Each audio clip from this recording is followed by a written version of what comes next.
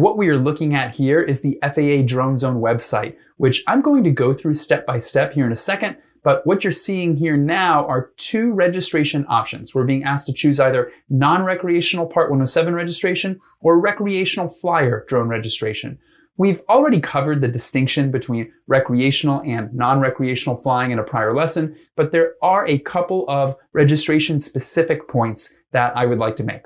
First, drones registered through this Part 107 option on the left can be flown for both non-recreational and recreational purposes. Many of you don't yet have an FAA Part 107 remote pilot certificate, but if the drone you're flying today will eventually be used for commercial or non-recreational purposes, you might want to go ahead and register your drone under this Part 107 option. And yes, if you were wondering, you can go ahead and register a drone using this Part 107 account, even if you haven't yet passed your FAA Part 107 exam.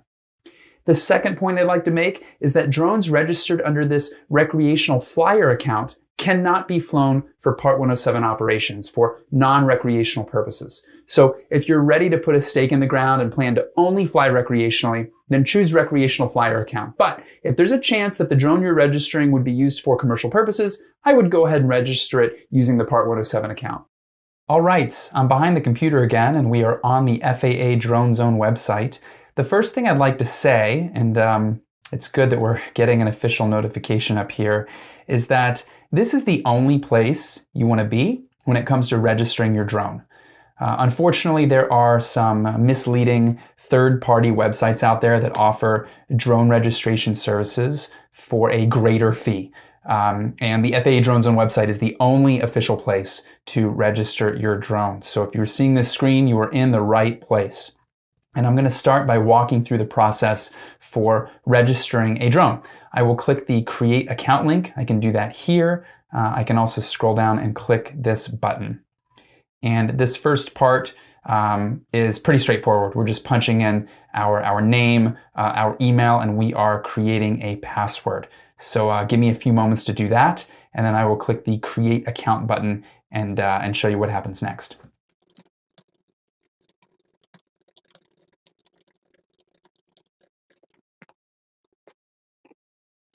Okay, after I click that Create Account button, I'm being told that I've been sent a verification email. So I will open up my email and I will click the link inside that email to verify the account, and then I will be able to log in. So give me a few moments to do that.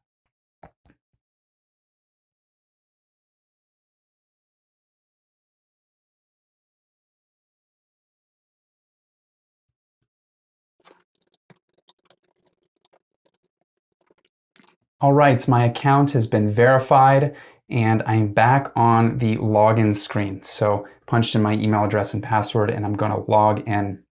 And when you're logged into your account for the first time, you're being asked, and this is kind of strange perhaps, to add an FAA Drone Zone service. So you'll want to do that, and I suppose in the future there will be more services to add, but for now, you are selecting the Drone Owners and Pilots service.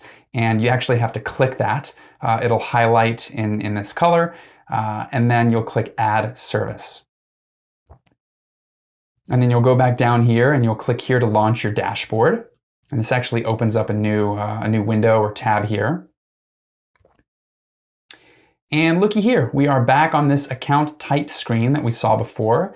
And for the purposes of this video, I will select a Part 107 account. Okay, so first we are filling out our profile, and I want to draw your attention to this section here, right here, Part 107 Account Information. If you are registering recreationally as a hobbyist, you will not see this. But for you Part 107 folks, if you want to register your drone to your company or organization, you can put that business name or organization name in here. Alternatively, you can just check this box to use your first and last name. And give me a few moments to fill out this profile, and then I will click this Proceed to Dashboard button. When you click this Proceed to Dashboard button, this is where you can add your specific drones and any other pilots flying as part of your team to your roster.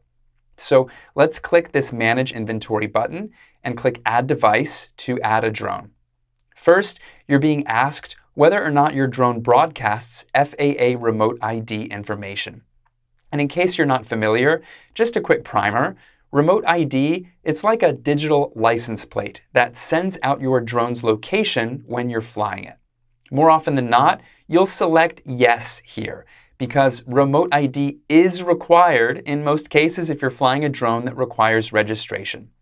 And most drones, fun fact, that are manufactured after September 2022 have remote ID already built in.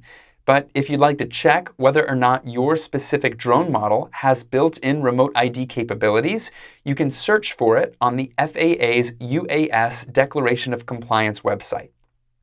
Okay, so let's click yes. Then you're asked for the remote ID serial number.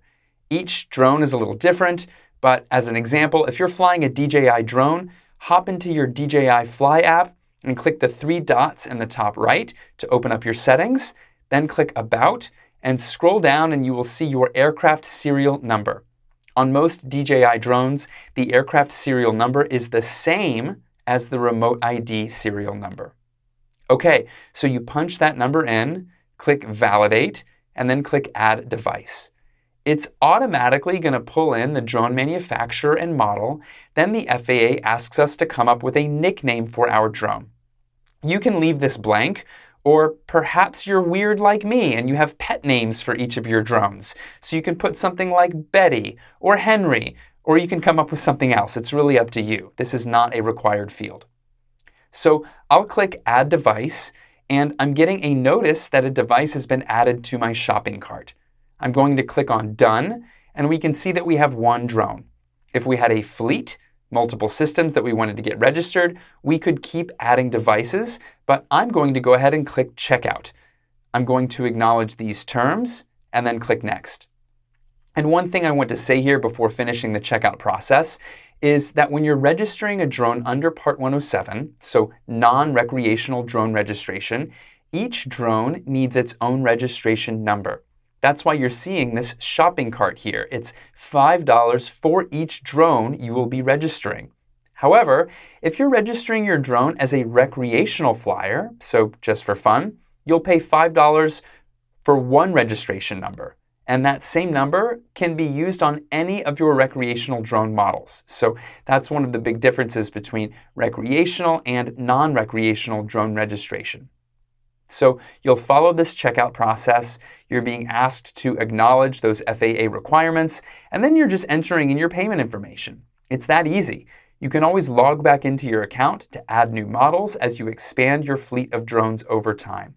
And this registration is valid for 3 years, so it has to be renewed every 3 years, and the FAA will let you know when that 3-year time period is coming up. So congratulations, it is that easy to register a drone. You've got your registration number, and you will also receive an email confirmation.